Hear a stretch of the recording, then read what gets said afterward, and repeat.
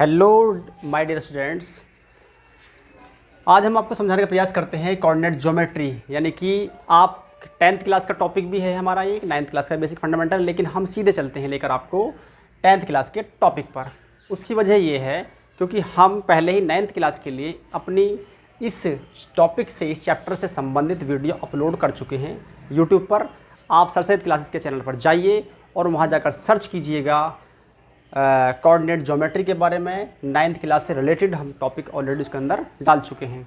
आइए अब हम चलते हैं क्लास 10th के लिए कोऑर्डिनेट ज्योमेट्री पर। कोऑर्डिनेट ज्योमेट्री के अंदर जो शुरुआत होती है सबसे पहले वो होती है डिस्टेंस फार्मूला की शुरुआत। डिस्टेंस फार्मूला जो होता है हमारा, इस पर बेस्ड बहुत सारे प्रॉब्लम्स हैं, बहुत सारे क्वेश्चंस पूछे जाते हैं हमारे इम्तिहान के अंदर। उन क्वेश्चंस को किस तरीके से हम सॉल्व करते हैं और क्या क्या हम टेक्निक्स इस्तेमाल करते हैं, उन सवालों को सरल करने के लिए आइए हम समझने का प्रयास करते हैं।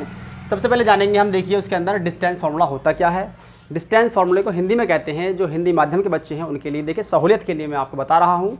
डिस्टेंस फार्मूले को हिंदी में बोलते हैं हम दो बिंदुओं के बीच की दूरी, राइट, यानी कि बिंदुओं के बीच की दूरी, या बोल दीजिए आप बीच की दूरी का फार्मूला। एक ही बात है, दो बिंदु दिए होंगे यानी कि दो कोऑर्डिनेट आपको दिए होंगे क्वेश्चन के अंदर। उन दोनों ही कोऑर्डिनेट्स के बीच की दूरी फाइंड करने के लिए जिस फार्मूले का इस्तेमाल जिस फार्मूले का इस्तेमाल करते हैं आप, पहले मैं आपको उस फार्मूले के बारे में बताता हूँ। देखिए मान लीजिए हमारे पास दो पॉइंट दे रखे हैं, ए दिया है एक, this is x1 and y1 दिया है, एंड सेकंड वन पॉइंट दे रखा है आपको x2 एंड y2। ये दोनों पॉइंट दिए हैं आपको, ठीक है। और आपसे कहा जाए कि इन दोनों पॉइंटों के बीच की दूरी फाइंड कीजिएगा। इन दोनों पॉइंटों के बीच की दूरी फाइंड करने के लिए फार्मूला क्या होता है पहले समझिए आप। देखिए इन दोनों पॉइंटों के बीच की दूरी निकालने का फार्मूला देखिए क्या होता है, वो है ए बी जो आपके पास दे रखा है ऑलरेडी।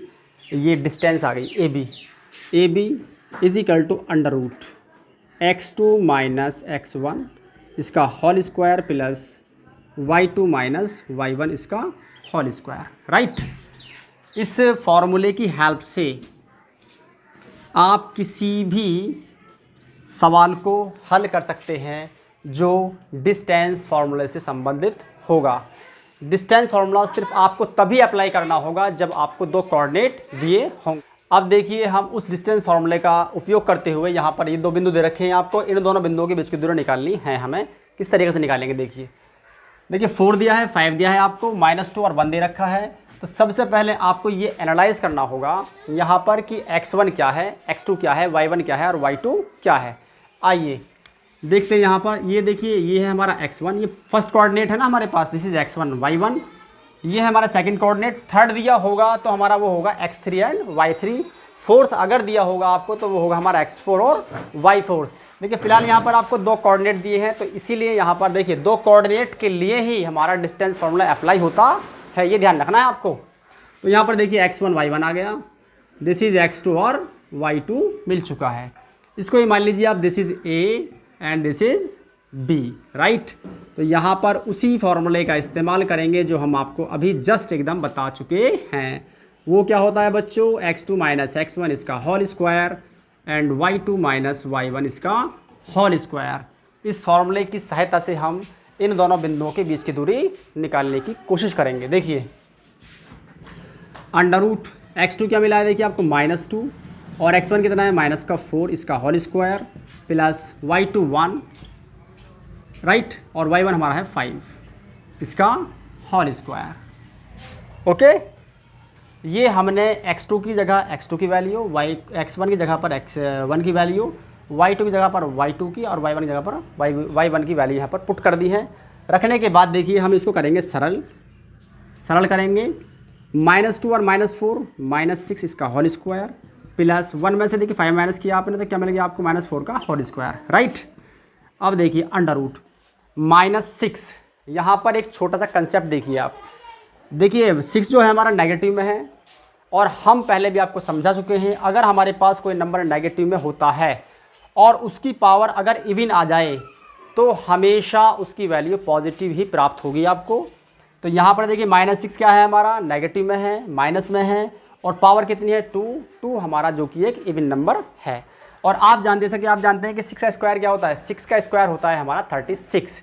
6 इंटू 6 यानी कि 6 6 36 यानी कि 6 छंग 36। तो क्या मिल जाएगा आपको ये पॉजिटिव 36 और इसी प्रकार देखिए मिल जाएगा आपको positive 16, right, is equal to under root. देखिए 36 प्लस 16 लिखा है यहाँ पर।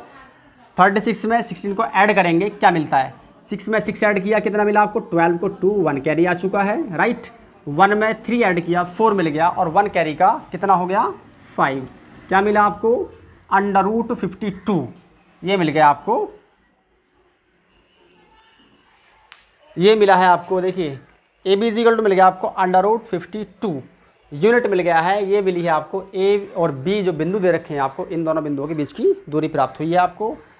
देखिए ये जो टॉपिक हमने बताया है ये है हमारा डिस्टेंस फार्मूला के माध्यम से। मैंने आपको एग्जाम्पल के माध्यम से इसको इस टॉपिक को क्लियर करने का पूरा प्रयास किया है और मुझे उम्मीद है आप सभी बच्चों को इस बात के बारे में अच्छे से मालूम हो गया होगा कि हम किस तरीके से डिस्टेंस फार्मूले का उपयोग करते हैं सवालों को सरल करने के लिए। ठीक है, धन्यवाद।